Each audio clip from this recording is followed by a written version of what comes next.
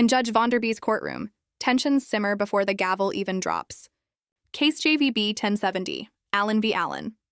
A sister stands before the court, not as a plaintiff in anger, but as a caregiver in desperation.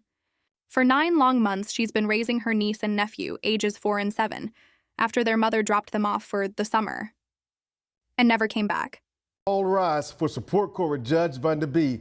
Judge, this is case number JVB 1070, Allen case. Thank you. You're welcome. You all may be seated. Okay, Miss Allen, you brought this case before the court. What's going on? Well, basically, my sister came and dropped her kids off 9 months ago and hasn't come back for them. How old are the kids? 4 and 7.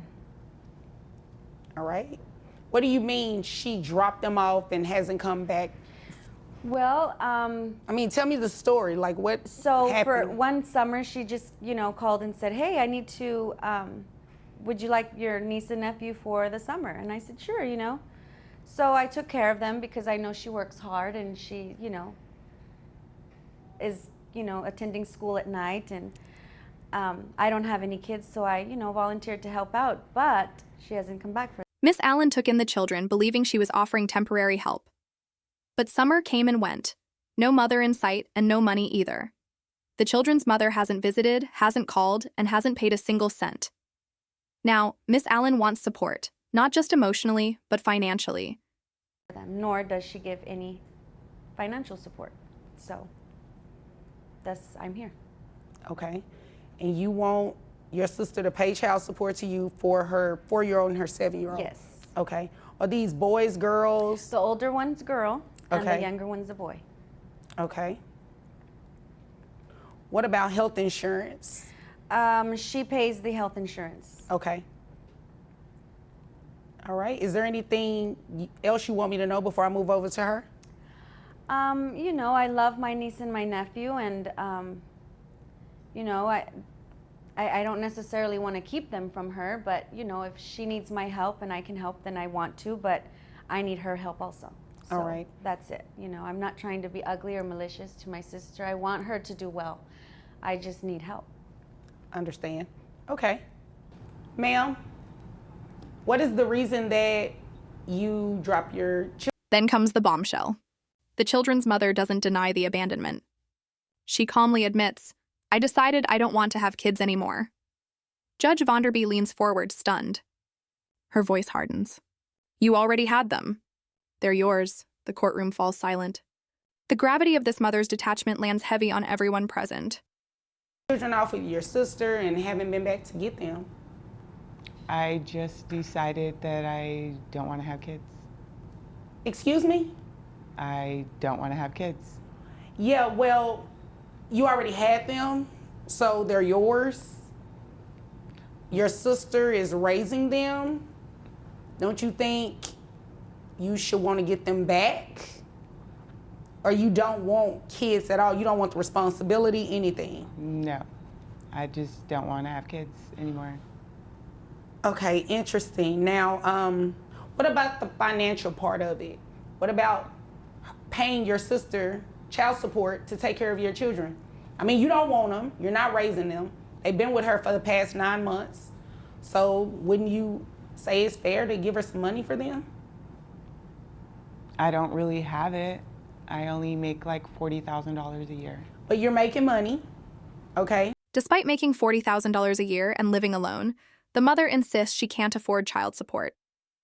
She's focused on her fashion degree and night classes, not motherhood. The judge questions her. Was it a breakup that led her to walk away from her kids? A disapproving boyfriend, perhaps?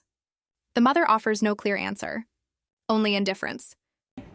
Do you live alone? Yes.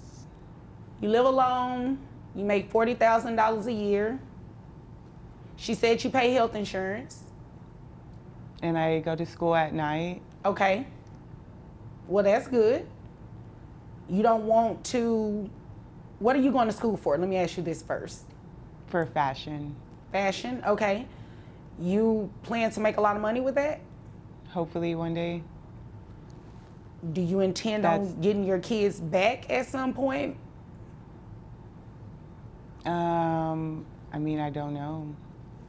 I just know how I feel right now, and I just don't want to have my kids. I just want to focus on my career.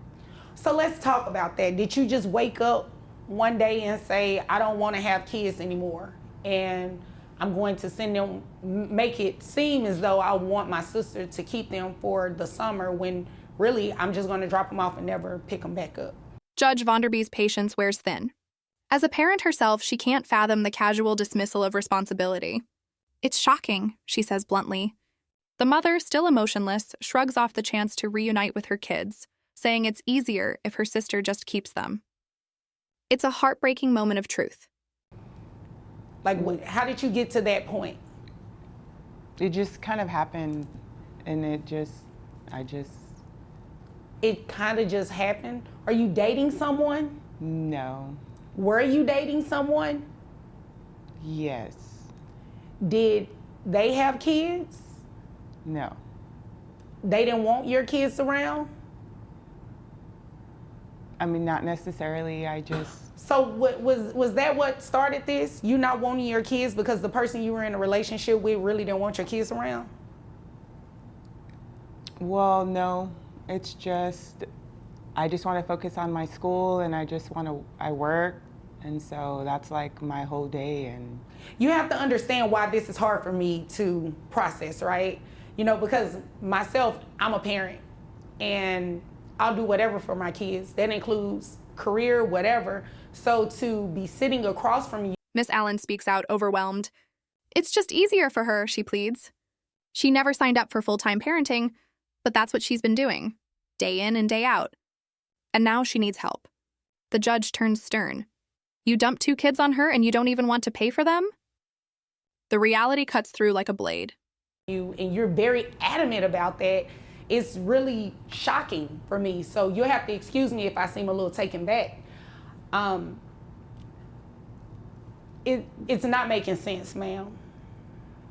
What it sounds like to me is that you ditched your kids because of the relationship that you previously had. You're no longer with that person, right. which means you can go get your kids again, right? Well, now they've just been there so long, it's maybe what's best. And Well, 9 months is a long time in the sense that you go without seeing them and taking care of them, but you can still make it right. It's easier for her, Judge. My apologies to just, outburst, but it's just easier for her, for me to have them, basically. And this is what you're okay with doing? yeah. Okay. All right. So this is what we're going to do. Even after everything, the mother still tries to protest. She wants to focus on school. But Judge Vonderby shuts that down quickly. Your priority may be school, but her priority is your children. The court makes it clear. Excuses won't feed these kids. You said you made $40,000 a year. Health insurance, how much was that? $80. $80. Okay. And that $80, that's for both of the children? Yes. Okay. All right. So this is what we're going to have you do. We're going to have you continue to pay the health insurance. At least make sure the kids stay insured, okay? And you have to keep working because you're going to pay your sister child support. You understand that, right? But I don't make enough. Did you think you were going to come in here, not take care of them, and not pay child support? Well, I just think I need to hear this. they're doing okay, and she can do it. Right, but she needs financial support. Your sister doesn't have any children. You dumped 2 kids on her. And the fact that you think that is okay is unacceptable. With the courtroom hanging on every word, the judge digs deeper. Where are the fathers? The mother shrugs. One is somewhere, the other comes around sometimes. No stable support. No reliable help. It's clear this woman has left her sister and her children alone in every sense of the word. You dropped 2 kids on her and you don't even want to pay for them. But what did you think we were doing here today? You think I'm sitting up here so you can waste my time? No. Okay, so you'd agree with me, you should be paying your sister something, right? Yes. Okay. When do you graduate from school? In May of next year. Okay. Where are the children's fathered? I don't know. For both, or I mean, do they have the same father? No. Okay, so where is the 7-year-old's dad? He's somewhere. I don't know. I don't really know. What about the 4-year-old? He's present sometimes. He comes around sometimes. Are you okay? Yeah. Yes. Okay, you understand what's going on here too. Judge Vonderby lays down the numbers. 40,000 annual income minus a small health insurance deduction. Final child support, $700 per month, the mother's response. I don't think I can afford it. But the judge isn't swayed. You're going to have to make it work, she says coldly. Because she's doing your job. Today, right? I just want to make sure that you're completely aware of everything that's going on today. You're going to walk out of this courtroom today paying child support to your sister. You understand that, right? Yeah. Okay. Now, if you don't understand, I need you to tell me you don't understand, okay? So we're clear, you understand. Yes. Okay. So you said you make $40,000 a year, giving you credit for health insurance that bring your gross to $3,253. Your net, $2,798.